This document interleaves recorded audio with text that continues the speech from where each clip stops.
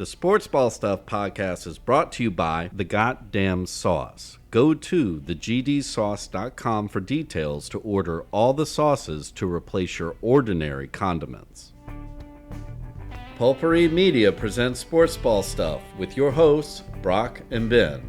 This is where we discuss the major sports stories that intrigue us and the little stories that enrage us. The Rangers and the Preds get Eviscerated? Yeah, they really did. The Rangers are at that point to where they've been good for a few years. Is it 4 now? God, it's awful reminiscent of the Henrik Lundqvist years. Really good. This year they are trying to find an identity. I don't... Kids coming up, older guys getting a little old, defense a little in shambles, I guess, would be the best way to put it. But I trust Laviolette to kind of figure it out. You would think. How long has he been there? This is his second year. Oh, yeah. That's what I'm saying. Like, the first year he rode with what he had. He made the conference finals. That was last year? Yeah. First year. I thought this was like his third year. No, so the first year when they surprised everybody and they made the conference finals and lost to Tampa. And then the next year they shit the bed and then they brought Laviolette in. And he made the conference finals, and now it's looking like they're going to shit the bed. They lost 5-2 tonight, and they got to play Carolina, Philly, and Montreal. Well, fuck Montreal. Carolina, Philly, Montreal, and then the Devils the next 4 games. Yeah, but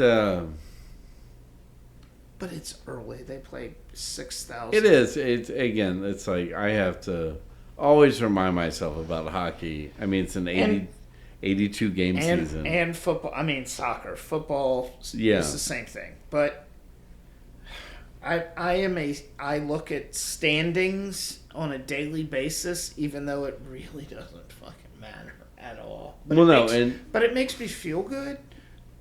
Yeah, no, but and even too, it's like I was just looking at the standings and going like, how many of these teams are actually going to be there at the end of the season? Look, and that's the thing. Like the Devils are in first place. 7 points ahead of us, but they've got 4 games in hand. The Rangers, however, problem. You all have like 4 games. That's what I meant. Yeah. The Rangers have lost 3 in a row. Yeah. Which is fucking terrible. Absolutely terrible. You can't do that. Well, in the end, and that's why I think, I hate it that. The Athletic doesn't have a reporter for the Preds. They do for the Rangers. Yeah. But and I read Larry Brooks a lot. I get that just because he's the beat writer. So, but most of the articles about managers in the hot seat, Laviolette's not there, but the Burkett is the. No, I'm. Who is the manager of the Preds? That sounded familiar. No, it's but I don't know how you could put him on the hot seat. Well, with a soft reset. Yeah, I mean, so like there's that, but then if you look at the head coach as being the motivator. And the one that gets everybody on the same page. I can see that. Everybody you know what? You said it earlier that everybody seems to be deferring to somebody else. Right. And it's because they brought in a couple of alphas, but you had guys there that were established. Yeah. I am still Andrew Burnett. What'd you say, Burkett? Yeah, you were close. No, that's I will Andrew give Burnett, that to you. That's a gimme. Well, and And that's the thing is that you bring in a guy who is normally known as like a team player. Correct. And I get that, but like sometimes even Marcia Salt. Yeah, it's like Worcestershire sauce. But yeah, it's like you bring in a bunch of alphas. Correct. And Brady Shea is the one only because he's a defender and they are humble as fuck. But he is slotted in well. He's been the one guy who's been playing consistently good. Yeah, he's been getting points every game. Yeah, there you go. But I mean, like all of them are having streaks and stuff like that. It's like it's just the line management and stuff like that. Offensive guys, so lines take a minute to get. But also, again, it's Burnett's second year. So I don't. I don't think it's necessarily burn down the house and let's do it. But yeah, his second year, like he got thrown a curveball, maybe a knuckleball, because he had the infusion of 3 really good players. So now he has to adjust his thinking after year 1. And he was brought in under a first-year GM. Correct. Who has a very good pedigree. Oh, does he? And but yeah, it's I love that, man.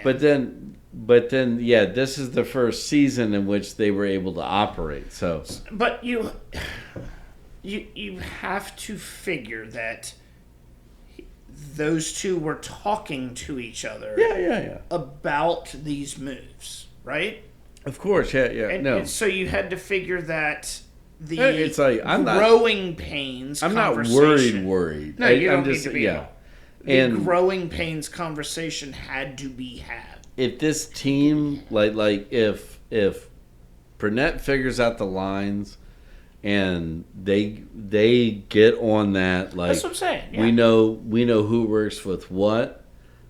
The Predators are a dangerous fucking team. And nobody would want to. Yeah. And again, we're 1,000 miles away from the finish line, but correct. The Rangers should be that, but I think we're at the point of maybe we need to move a piece or two to get a piece or two. You're not the young prodigies that you were. Well, that's the thing. Yeah. We're like in the middle. Like we've got the kids coming up.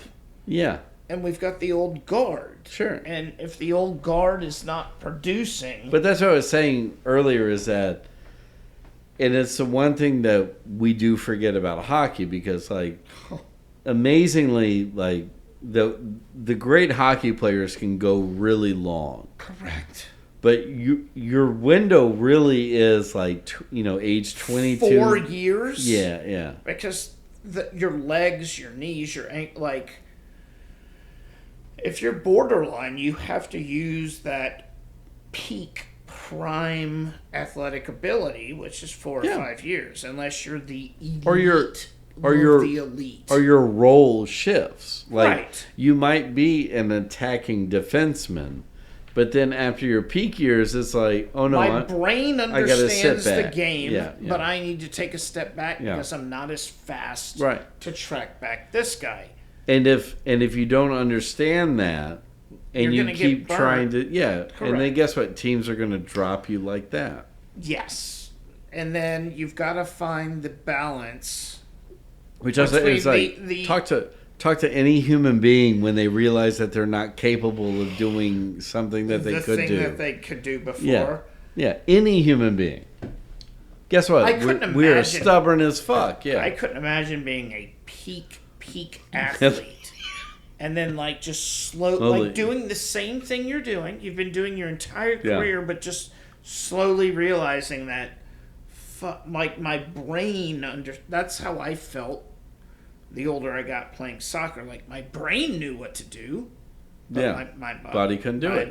Couldn't do it. Well, and that's where like there's that, and I'm going to switch sports. You're going to go to Glavin. No. I'm going to go to Pete Rose, and that Pete Rose was talking with Frank Thomas. It was one of the pre-games on the playoffs when they had Pete Rose, and they were asking Pete Rose like, how did you adapt to pitchers like so that you could hit beat Ty Cobb even late in your year. And he was like, oh, it's like, look, it's like, I understood. It's like, my swing's fine. It's my position in the box. Mm-hmm. And so it's like, if this isn't working, I'll move back. If this isn't working, I'll move up. And then it's constant. I'm going to choke up on the bat, or I'm not going to choke up on the bat. I'm going to go right. That motherfucker could go anywhere, yeah. Anywhere. But that's why, like, I mean, same with, like, Stan Musial, same with, getting on base with Ricky Henderson. I was going to say Pirlo in soccer parlance. Yes. Yeah. Tom Brady was even like that. Yeah. Like he was just tinker. Peyton Manning, like, even though they were rooted to the ground, if they knew where everybody was going to be, they could do it blindfolded. Like Brady early in his career, bombing down the field. Brady late his career, 5 yards, 6 yard passes. Yes. Yeah. Exactly. I totally agree with that. Yeah. Drew Brees was the same way. Yeah. People's bodies break down. Yeah. It's how you understand to adapt with that. And so if we flip back to the Predators, Jordan, and you got Stamkos, who is in the twilight of his career. Correct. But thinking elite forward. Yeah. Oh yeah. Elite. But thinking that he's on par with Philip Forsberg. First ballot Hall of Famer, by the way. Yeah, totally agree. Yeah. No, and again, there's a learning curve that, like, hockey's not like football where it's like, I run a route, I'm going to be at point A in 2.7 seconds. So hockey is on ice going 1,000 miles an hour. Some teams have tried that, and it has not worked. No. I love hockey because it's chaos. It is. It's chaos. And it doesn't matter how fucking good a team is. Like, puck luck is a fucking thing. I can't wait to follow the Rangers through the season and me hate them and want to slit my ankle, Achilles tendon, or put out a campfire with my face. Well, But it's hockey. I'm hoping me and you finally get, at some point, our teams facing off against each other. It's not out of the realm of possibility. No, it's not. Yeah. There was a time during the Subban Hank Lundqvist years where, like, it was close. Well, so I think it's like, if this were to happen, if the astrology signs were to, it's not happening. Well, no, but I mean, it's like, Nashville's just got to get its shit together, because we have the clientele. You all, will have to make a couple of trades, dump some of the old. I know, and I hate it. But we do it every time. Product producing right now. Ryan Callahan, McDonough. Yeah. Kreider's got to be next. Happened to Hank. Just don't take from the Nashville. That's all I ask. No. I don't know what I fucking want. Although, I mean, like, Predators dealt out most of their available talent the last 2 years. I don't know if they used a lot of their capital. No. Like they're built. The Rangers we're not the Saints. No. Preds are setting the foundation for a run. I think if the Rangers make a trade, like a Kreider or a Mika, then they're freeing up cap space to do the same thing. You all should be... You're at the stage where it should be the cup. Cup or nothing. Correct. No, we're all in. We're like a move or two away. Right, That's what I'm saying, Yeah, we're close. And you know what's going to be awesome? What is it, November? Almost December? In 4 months, I can't wait. Can't wait to ride that wave to get my heart stabbed, cut in half, and fed to... The following segment has been brought to you by The Goddamn Sauce. Go to thegdsauce.com for details to order all the sauces to replace your ordinary condiments. The Sports Ball Podcast is a production of Pulpery Media, produced and edited by Ben Grimion, marketing by Brock Ryder, graphic design by Beck Ryder and Ben Grimion, Music by the Heisenberg Compensators.